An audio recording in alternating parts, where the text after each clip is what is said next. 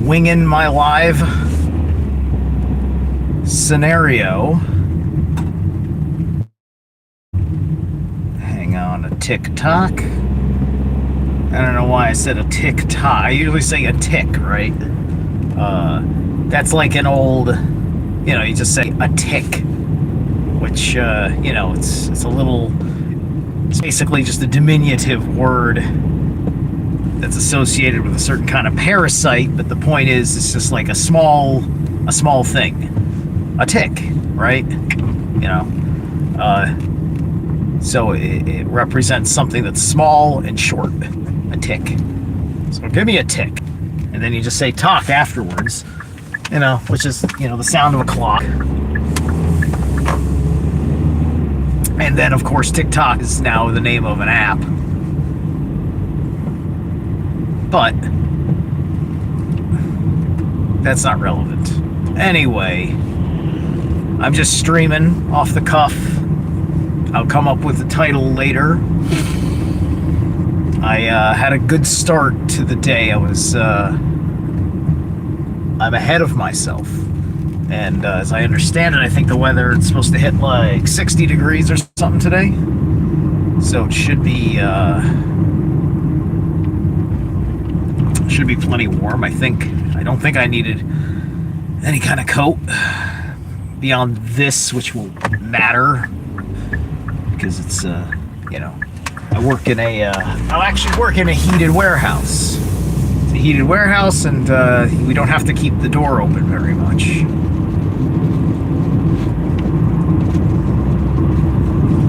So yeah,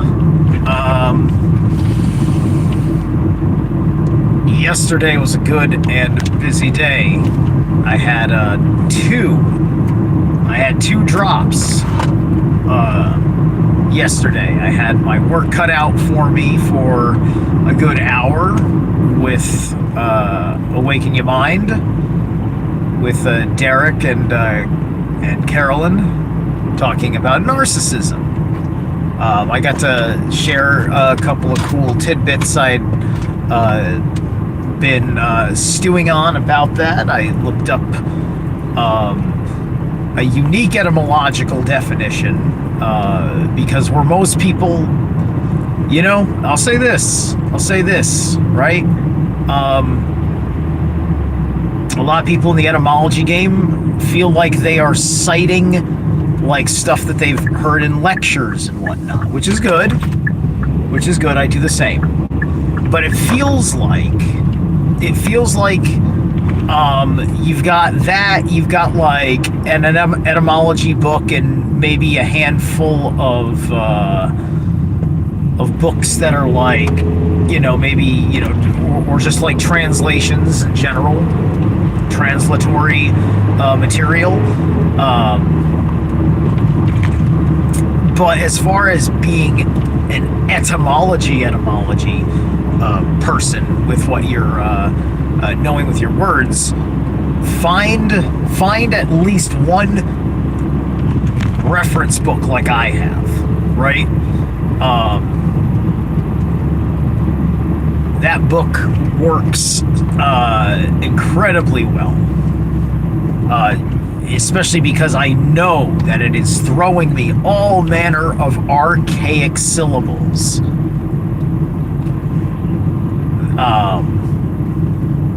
Which tells me that it's covering the bases with all sorts of primal sounds that were spoken, and those sounds having their transitive property across periods of time where language shifted and evolved, either proving a migratory pattern or a cultural shift, right? Cultural shift meaning that the word was always there and its meaning changed. A migratory pattern meaning the word was not there until a certain point it was introduced.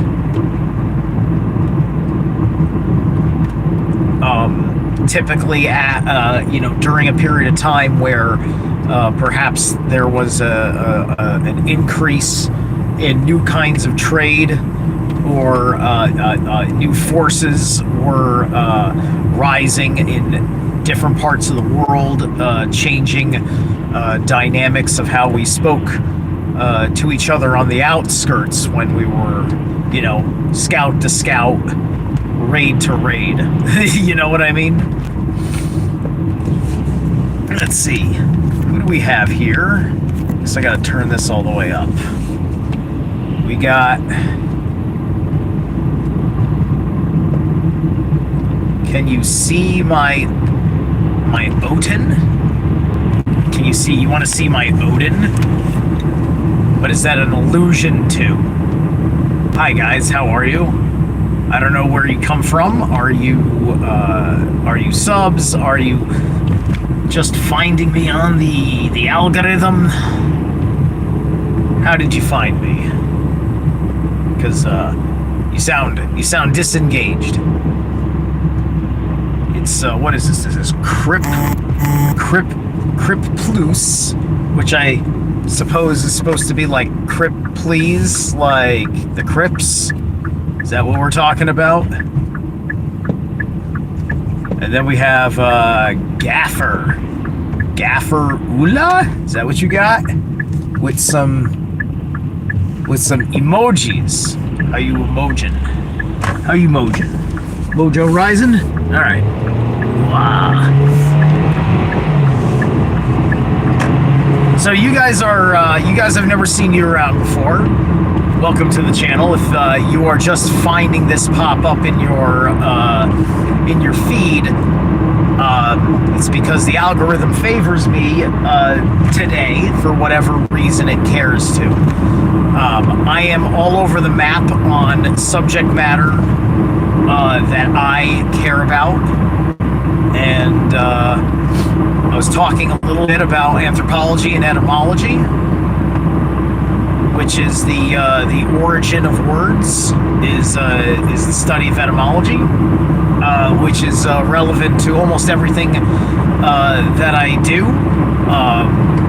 I think I'm some sort of a wizard, and so you may want to laugh and put a dislike and a snarky comment and leave. But if you think that maybe I'm legit, that I am a wizard, then you may want to stick around and get some wisdom from the wizard.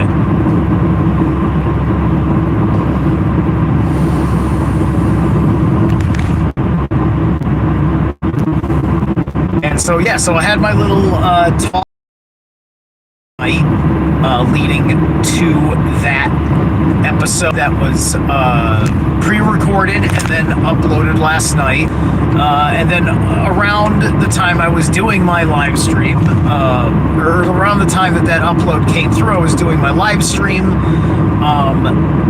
A current interest ongoing series on the channel is covering, reacting, and elaborating from my knowledge base on the Bach saga, the Vainamoinen mythology from Finland. This is all in a pursuit of looking for the meaning of our ancient origins, discovering who we are, discovering who you yourself are, in part through the ancestral work, which is a small part of it, important part because it binds us together.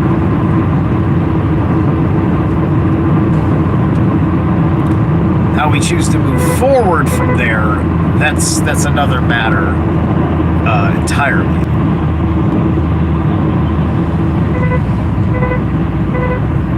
Okay.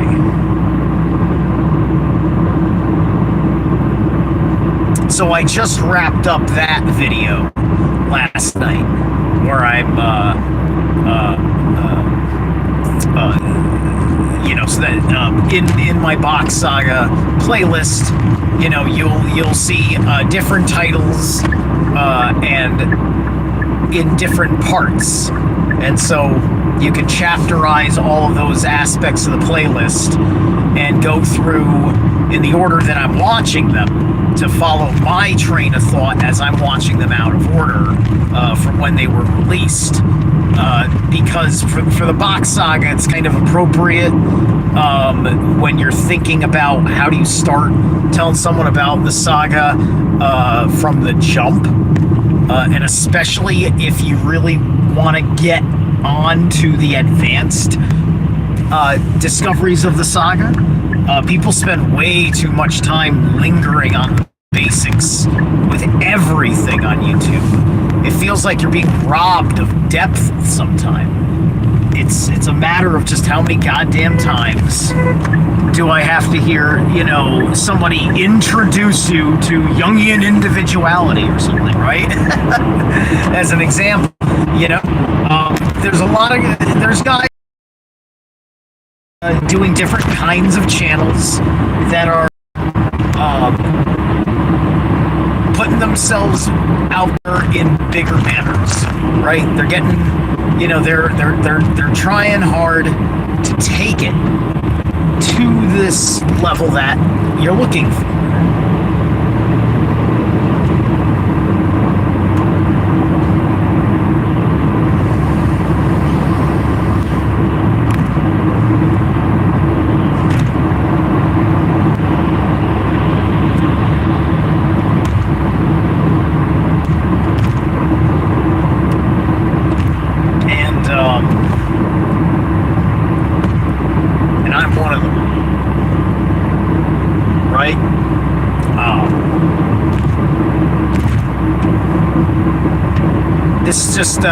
Which all of this just has a lot to do with the manner in which these persons have their interests established, right?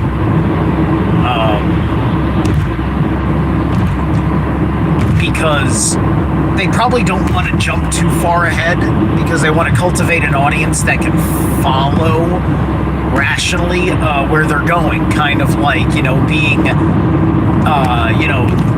so that way you don't feel like you're lost in the middle of the seminar of the whole, learning project in the school that you're operating under, right? You're registered with a discipline. Anyway,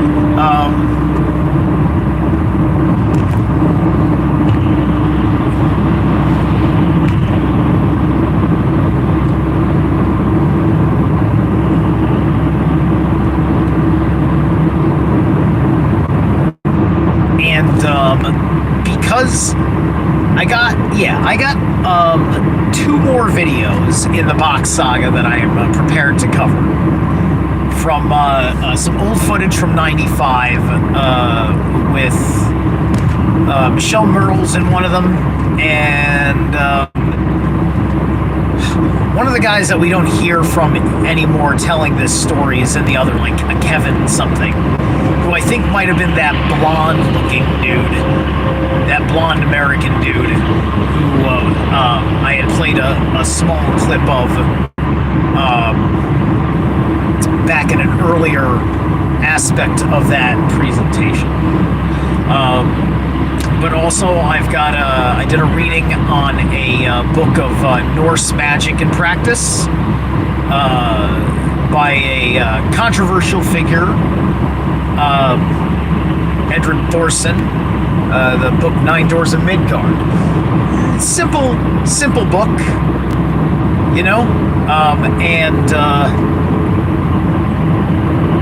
and it's some good basic stuff. And with I think that with my discriminations, because I'll read it straight, I won't hide what it says from you, but if I disagree with what it says, I will bring up my contention points right there, right? And that's coming from a deeper understanding that I feel confident in from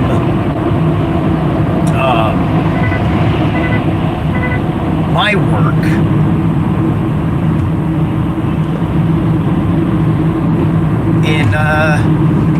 in this temple, the Temple of the White Dragon.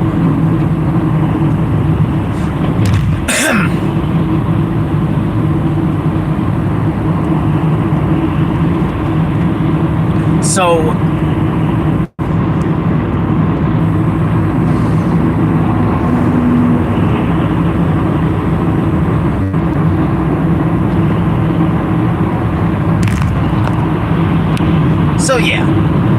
there's those are aspects of things, and they all tie together in very interesting ways and inform each other. Proper knowledge and wisdom of how magic works can inform a mythological study and an anthropological study. Any kind of history as such. There's almost something sacrosanct about magic to all of these different things, and this is part and parcel of how successful American rocketry was not just the product of paperclip Nazis. It was also the product of left-hand path Americans like Jack Parsons, right? We would not have the Wernher von Braun style rockets working properly if it, for getting into space at the very least, or being a controllable beyond target apparatus, I suppose. If it wasn't for something like Jack Parsons. And so that ought to be all you need to know to see about how magic eventually can become a great game changer, because the magic can eventually cohesivize into a technology that shapes the world, right? The engineering for space travel is a kind of magic that was cultivated over the 20th century.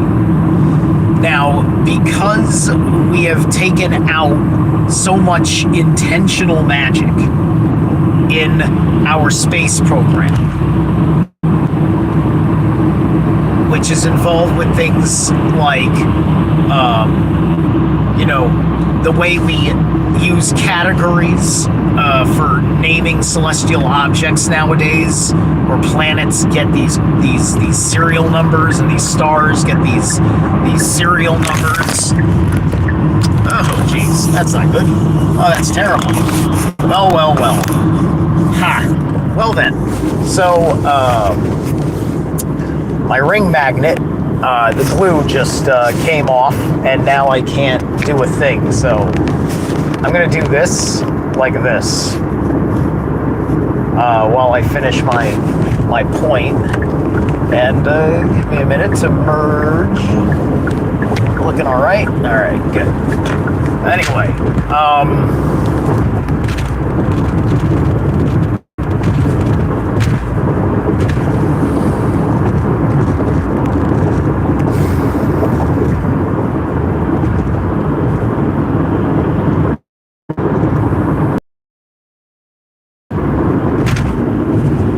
so we stopped calling missions after magical things, like after mythoses, Apollo and Gemini and all that stuff.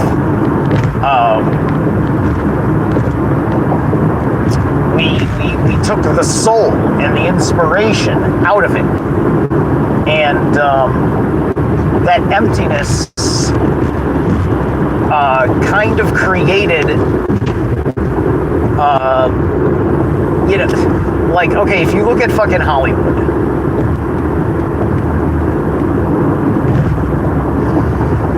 you look at where things went with, most science fiction. The Star Wars kind of created the space opera, but we didn't have a hell of a lot of space opera as our primary science fiction. We chose more Star Trekian kinds of things, right? Where we wanted to have this clean, efficient, atheist, bureaucratic model and make it seem like it was the bee's knees, where there was definitely some action, there was some high quality of life, and you got to do all this, corporate bureaucrat, space hippie kind of shit. That was kind of, oh my god, the subtext. What the fuck with this guy? Shit.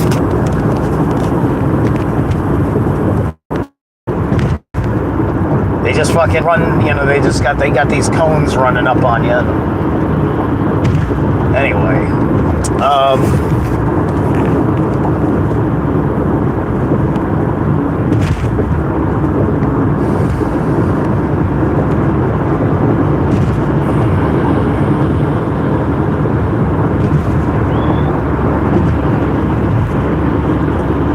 yeah, so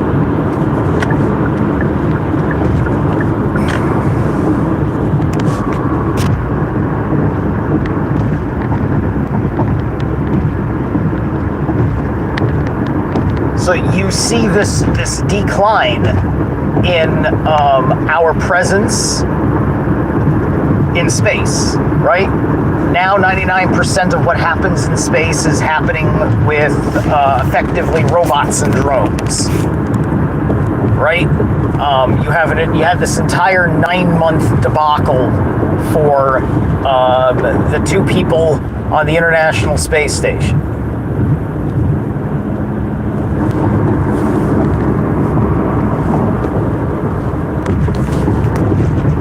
This is all irregardless of whether you think they're faking space or not.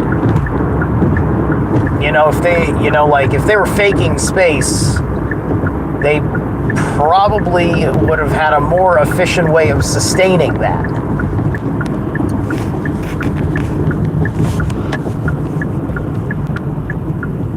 But they are faking space from time to time, right? So there's the elements of us in space that are true and the elements of us in space that is staged, possibly staged for the truth, where it's just like we have to satiate the public, but we can't produce anything for the public because of the nature of what happens in space that we don't want to tell people about. And so we better have some people down here doing it. Right?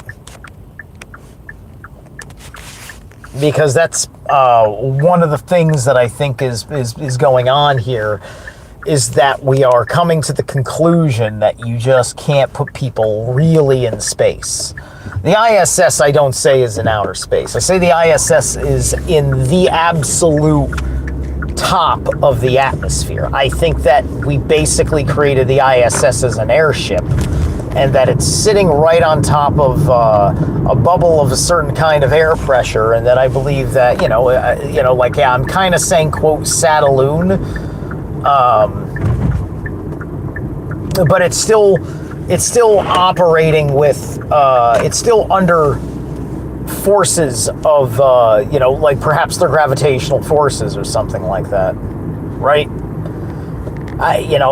These are just my harebrained theories based on my belief that we're being lied to about all sorts of stuff, but at the same time, I can't just dismiss outer space, maybe because the lie is so big that it's too foolish looking for me to sit in the posture of it, right?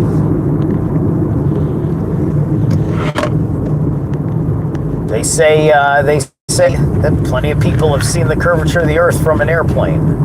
I mean, I've been on an airplane a couple of times, and I don't really remember how I felt about seeing the quote curvature at the time. I think I was more deeply interested in just looking at the ground when I was up in planes, more so. Just like, it was fascinating seeing, like, I love seeing the way everything looked from the bird's eye view looking down, more so. That was more my focus point. The handful of times I was in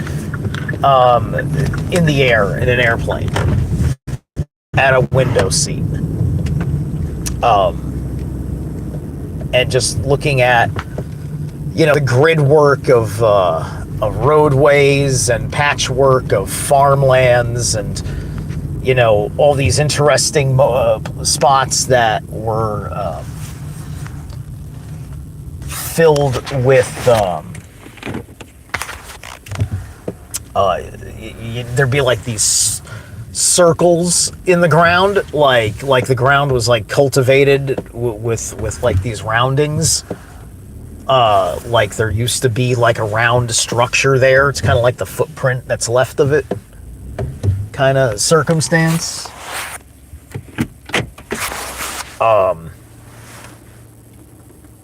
Ooh, I have to get that reattached. But anyway. Alright, so I've been on for a minute babbling about these things.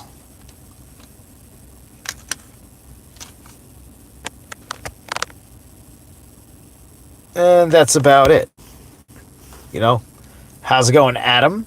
Everybody else in the chat seemed to be a lame person. Alright, I got a few minutes before I gotta go into work. I'm gonna put myself in the game. I'll catch you later.